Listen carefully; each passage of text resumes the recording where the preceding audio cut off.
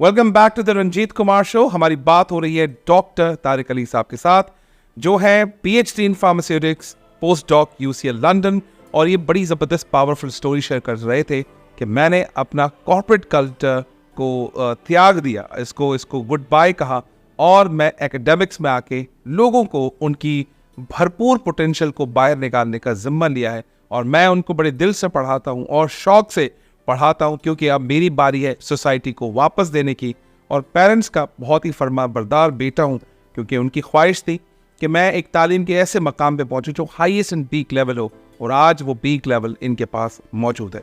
Sir, आपसे सवाल ये है कि फार्म डी से जब मैं काम करता हूँ या फार्म डी से मिलता हूँ, उनके साथ सेशंस करता हूँ, या जब मैं फार्मास्यूटिकल ऑर्गेनाइजेशंस में था और जब मैं उनको ऑन बोर्ड करता था, इंटरव्यू की तैयारी कराता था, तो उनको एक दिमाग के अंदर एक खलल था कि यार सर रंजीत, आप तो हमें इतनी अप्रिशिएट करते हैं, आप इतना मोटिवेट करते हैं, लोग तो हमें बोलते हैं हम तो लेफ्ट ओवर्स थे, हमें और कुछ नहीं मिला, तो हमें फार्म डी करना पड़ा और फार्म डी का करियर स्टार्ट करते। पहले 2 साल तो हम इस अफसरदगी के अंदर गुम रहते हैं और 3, 4, 5 साल ऐसे ही गुजर जाते हैं। वापस आते हैं नौकरी करने के लिए तो हर बंदा हमें कहता है मेडिकल रैप बन जाओ, क्यूसी में आओ तो तरक्की नहीं होती, पीडी में जॉब मिलती नहीं है, मार्केटिंग वाला प्रोडक्ट मैनेजर तरक्की करके जाता है। फंस गए हम इस वेब में, फंस गए पूरे इस चक्रवर्ती में। बताइए सर, ये कि अच्छा सोच रहे हैं, सही सोच रहे हैं, आपका क्या ख्याल है इस पूरी स्टोरी के बारे में जो मैंने आपको सुनाई सर? बहुत अच्छी आपने स्टोरी सुनाई है, लेकिन मैं इससे एग्री नहीं करता। मैं चाहता हूँ आप एग्री ना करें और अच्छे आइडियाज बताएं जी। जब भी एक फार्मासिस्ट फार्म डी करता है तो बेसिकली वो उस एक ट्रायंगल का पार्ट बनता है जो एक हेल्थ सिस्टम का ट्रायंगल है जी, जिसमें 3 इम्पॉर्टेंट फैक्टर्स हैं। नंबर 1 इज़ डॉक्टर या फिजिशियन, नंबर 2 फार्मासिस्ट, और नंबर 3 नर्सेज। तो फार्मासिस्ट का एक सोसाइटी में बहुत बड़ा इम्पॉर्टेंट रोल है जो हेल्थ से रिलेटेड है। अच्छा, ये कहना कि हम फंस गए, ऐसा नहीं है। उसमें मैं ये कहूँगा कि उनके पास अंडरस्टैंडिंग नहीं है या उनको किसी ने सही गाइड नहीं किया कि उन्हें उनके पास कौन सी अपॉर्चुनिटीज़ हैं और किस फील्ड में उन्हें जाकर काम करना है। बिल्कुल सही। सबसे ज़्यादा प्रॉब्लम जो मैं देखता हूँ जो होती है वो फीमेल स्टूडेंट्स को होती है, और उसकी वजह ये होती है कि वो डिसाइड ही नहीं कर पाती कि उन्होंने करना क्या है। वो देखती हैं कि मेरी फ्रेंड तो इधर जा रही है तो मैं क्या करूँगी। अच्छा, मैंने फ़ीमेल्स का स्पेसिफ़िकली आपसे बात क्यों की, वो इसलिए कि अगर इस वक्त हम कराची में देखें तो अराउंड 1800 फार्मासिस्ट प्रोड्यूस होते हैं पर ईयर, और इसमें 200 फार्मासिस्ट जो है वो अराउंड, रफली मैं एक बता रहा हूँ, तो 200 मेल फार्मासिस्ट हैं और बाकी 1600 फीमेल फार्मासिस्ट हैं। अच्छा, अगर इसमें एक फ़ीमेल फार्मासिस्ट ये सोच के बैठे कि मैं जैसे ही पास आउट होंगी मुझे एक मल्टीनेशनल कंसर्न जो है वो पिक करेगी और मैं अपने जॉब इस तरह से करूँगी जैसे दूसरी फार्मासिस्ट को मैं करते देख रही हूँ, ऐसा ही है। तो ऐसा नहीं है, ऐसा नहीं, ठीक है, इस तरीके से नहीं होगा। बल्कि आपको सबसे पहले तो अपनी वर्थ पता होनी चाहिए, आपको अपनी कैपेसिटी पता होनी चाहिए, और आपको ये अंदाज़ा होना चाहिए कि आप किस फील्ड में जॉब करने के लिए सुटेबल हैं। बिल्कुल सही। आपको सुटेबिलिटी का अंदाज़ा नहीं है और आप उस एनवायरनमेंट में फिट इन नहीं हैं, और आप मार्केटिंग में जाना चाहते हैं, आप मार्केटिंग में फिट इन नहीं है, आपसे वर्कर्स से डीलिंग नहीं हो सकती, आप प्रोडक्शन में जाना चाहते हैं, आपको टेस्टिंग अच्छी नहीं लगती, आप क्वालिटी में जाना चाहते हैं, तो आप 2 साल बोर रहेंगे। बिल्कुल सही। फिर आप जाएंगे, ज्वाइन करेंगे तो आपको वो कैद खाना ही महसूस होगा। बिल्कुल सही। तो सबसे पहले तो आपको अपनी पर्सनैलिटी असेसमेंट करनी है कि आपकी पर्सनैलिटी जो अवेलेबल अपॉर्चुनिटीज़ हैं फार्मासिस्ट के लिए, उसमें कौन सी फील्ड में आप बेस्ट फिट इन हैं। बिल्कुल सही। ठीक है, फिर आपको उस फील्ड के लिए उस फील्ड में आपने अपना करियर स्टार्ट कर। अच्छा, इसमें एक और इम्पॉर्टेंट बात है कि ज़्यादातर फार्मासिस्ट ये कर रहे होते हैं कि जब फॉर्म डी कंप्लीट कर लेते हैं तब वो देखते हैं कि जो अवेलेबल अपॉर्चुनिटी है उसी में इन हो जाएं। बिल्कुल सही। ये एक गलत कॉन्सेप्ट है। जिस वक्त आप फॉर्म डी के 4th प्रोफेशनल में आए, 4th ईयर में आए, उस वक्त आप अपने आप को एडजस्ट करें, आप ये सोचें कि आपको कौन सी फील्ड ज्वाइन करनी है, बिल्कुल ऐसा ही। ठीक है। और उसके बाद आपके पास 2 ईयर्स होंगे, उस ड्यूरेशन में आप उस फील्ड की कंप्लीट नॉलेज भी लें बिल्कुल। और फिर फाइनल डिसीजन के साथ उस फील्ड में एंटर हों। तो ऐसी कंडीशन में क्या होगा कि आपको पता है कि ये मेरी फील्ड ऑफ इंटरेस्ट है, बिल्कुल सही। और आपको उसकी बेसिक नॉलेज भी है। आप अपनी स्टडीज़ के साथ उस बेसिक नॉलेज को लेकर आएँ साथ में, तो फिर बेहतर होगा जब आप इंटरव्यू के लिए बैठेंगे, जिस वक्त आप इंडस्ट्रियल जॉब करेंगे, जिस वक्त आप सेल्स की जॉब करेंगे, जिस वक्त आप मार्केटिंग की जॉब करेंगे, तो आपको उस जॉब के ऑल अराउंड पता होगा कि मुझे क्या करना है, मेरी जॉब डिस्क्रिप्शन क्या है, मेरे कंपटीटर्स कौन से हैं, और मेरा ग्रोथ का पाथ क्या होगा, मैं कितने अरसे में मैनेजर बन जाऊंगा, मैं कितने अरसे में टॉप लीडरशिप में आ जाऊंगा। तो ये सारी चीज़ें आप उस पाथ को पहले से मैपिंग करके रखें और फिर उसके बाद आप अपना करियर स्टार्ट करें। बिल्कुल ऐसे। ये तमाम चीज़ें बताएगा कौन उनको, क्योंकि जो असातिज़ा हैं जिनसे मेरी मुलाकात होती है वो मोस्टली अपना पढ़ाना और पेपर चेक करना, सेमेस्टर के नंबर देना, उनके पास असाइनमेंट्स देना, क्विज़ेस देना, उसके बाद अपनी रिसर्च करना, ये तमाम इल्म जो आप अभी इस वीडियो के माध्यम आप लोगों से शेयर कर रहे हैं, स्टूडेंट को कौन बताएगा?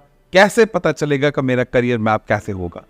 अच्छा, इसमें एक और इम्पॉर्टेंट बात यह है कि अगर मुझे कोई चीज़ सीखनी है या मुझे कोई चीज़ जाननी है तो मैं खुद आगे बढ़ के जाऊँगा उस इंफॉर्मेशन को लेने के लिए, उस चीज़ को सीखने के लिए। अब स्टूडेंट अगर ये चाहे कि एक टीचर जो उसको टेक्निकल सब्जेक्ट पढ़ा रहा है वो उसे साथ साथ ये नॉलेज भी देता रहे, तो ये यकीनन एक बहुत डिफ़िकल्ट टास्क है। Exactly. ऑल्दो उसे ये करना चाहिए, लेकिन अभी आपने खुद कहा असाइनमेंट्स हैं, क्विज़ेस हैं, नंबर ऑफ कोर्सेज हैं, रिसर्चेज हैं, और यूनिवर्सिटी के, और इसको मैं आप वो लैंग्वेज बोलूँगा, यूनिवर्सिटी के और लांझे हैं जी, और सारे एडमिन के काम आ जाती है। नेवर नो, सिर्फ पढ़ाते थोड़ी हैं आप लोग, आपको और 1,500 काम मिलते हैं। कभी इवेंट है, कभी कोई गेस्ट आ रहे हैं, कभी आपको एडमिन के काम करने, रजिस्टर भरने, प्रिंसिपल ने जो असाइनमेंट दे दिया वो करना है, a lot of activities। तो इसका मतलब प्यासा कुएं के पास जाता है, कुआं प्यासे के पास है। अगर आपको इस तरह की करियर ट्रेजेक्टरी चाहिए, so you need to plan your career before going to have another one. Another question from my side, sir. The pharmacists are demotivated. How can you help them through your counseling, coaching and consulting, ताकि वो demotivation का जो factor है उनके अंदर से खत्म हो जाए? वो समझते हैं कि जो चार्म है ना, चार्म वो सिर्फ और सिर्फ प्रोडक्ट साइड है, जिसको हम कहते हैं ब्रांड मैनेजमेंट, जिसको हम कहते हैं मार्केटिंग, और जिसको हम कहते हैं सेल्स। वहाँ उद्यम ग्रोथ है सर। उद्यम ग्रोथ का मतलब ये है कि अगर 3 साल आप प्रोडक्ट साइड काम करते हैं या प्रोडक्ट मैनेजर की साइड काम करते हैं तो आपको एक अच्छी फैंसी सी गाड़ी मिल जाती है, 2-2.5 लाख रुपए की तनख्वाह मिल जाती है। QC प्रोडक्शन रेगुलेटरी अफेयर्स में ऐसा कुछ भी नहीं है। ये भी डिमोटिवेशन है।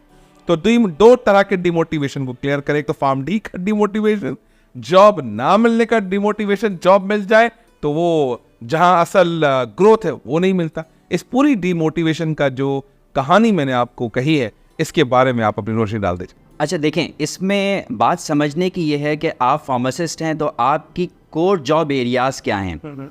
अगर आप मार्केटिंग में जॉब करते हैं तो वहाँ पर आपके कंपटीटर्स हैं, वहाँ पर आपके कंपटीटर्स फिजिशियंस होंगे, MBBS डॉक्टर्स होंगे, MBAs होंगे, जो मार्केटिंग की जॉब में आपके कंपटीटर होंगे। ठीक है, तो ऐसा नहीं है कि जो आपने सोचा हुआ है कि 3 इयर्स में आपको वो ग्रोथ मिल जाएगी और एक ब्रांड न्यू गाड़ी मिल जाएगी, ऐसा बिल्कुल नहीं है।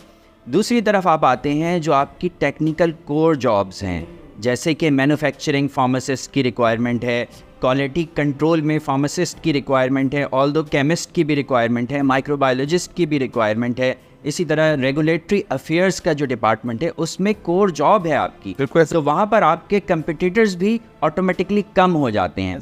तो ये बात कहना कि मार्केटिंग में बहुत अच्छी ग्रोथ है या इंडस्ट्रियल सेटअप में या क्वालिटी में ग्रोथ नहीं है, ये बात गलत है। देखें, ग्रोथ के लिए आपको अपनी स्ट्रगल करनी है। आप किसी भी फील्ड में काम करेंगे, जब तक आप स्ट्रगल नहीं करेंगे, जब तक आप उसमें इंटरेस्ट नहीं लेंगे, आप नहीं कर सकते।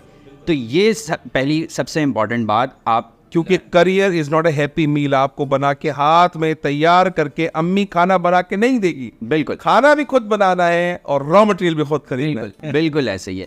तो ये एक इम्पॉर्टेंट पॉइंट है जिसको फार्मासिस्ट स्किप कर देते हैं।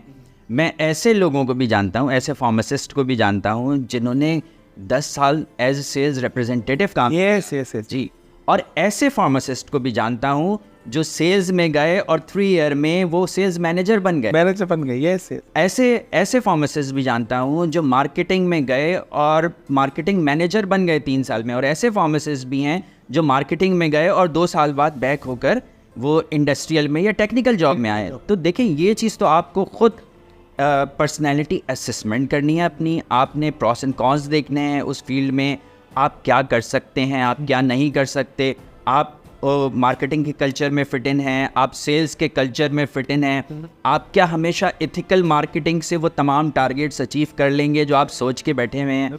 तो ये सब पहले से आपको सोचना है और फिर उसके अकॉर्डिंगली आपको फील्ड चूज़ करनी है। तारिक साहब आपसे ना मल्टीपल टाइम कह चुके हैं, पर्सनैलिटी असेसमेंट आप हमसे रब्ता कर सकते हैं, जिसमें हम जिक्सॉ डिस्कवरी टूल के थ्रू आपकी पर्सनैलिटी 4 घंटे में मेजर कर सकते हैं। और मैंने बहुत सारी फार्मास्यूटिकल के जो बच्चे हैं उनकी पर्सनैलिटी मेजर करता हूं, और डिफरेंट यूनिवर्सिटीज़ के अंदर हम 3 से 4 घंटे लगाते हैं और उनकी पर्सनैलिटी मेजर करते हैं, जिसमें हम red card, yellow card, blue card and green card बताते हैं कि आपके लिए कौन सी अच्छी और ज़बरदस्त फील्ड बन सकती है। Absolutely perfect, spot on sir.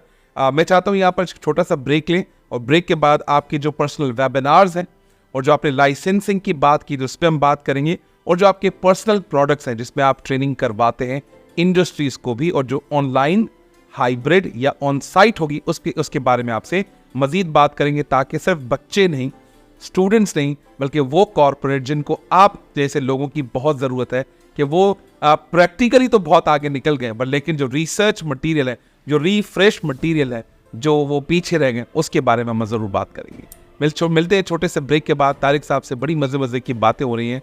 मुझे ऐसा लगता है कि आधी फार्मासिस्ट वाली डिग्री तो मैंने भी कर ली है। मिलते हैं छोटे से ब्रेक के बाद। Thank you, God bless.